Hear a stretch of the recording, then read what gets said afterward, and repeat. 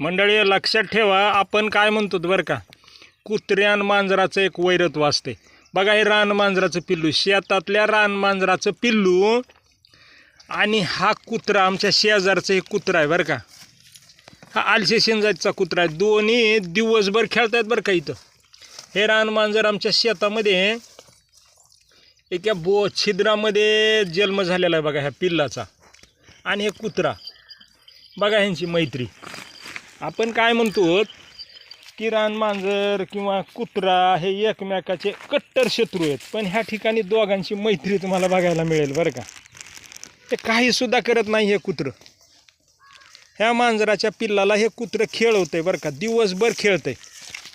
प्रत्येकाला वाटत असेल की नेमकं हे ह्याला मारत असेल, अजिबात मारत नाही, किंवा ह्याचा त्रास ह्याला नाही, ह्याचा त्रास ह्याला नाही. हे बघा, हे दोन्ही दिवसभर एका ठिकाणी असतात. आणि हे मांजर ह्याच ठिकाणी ह्याचा जन्म झाला आहे बरं का, ह्या ठिकाणी बिळामध्ये.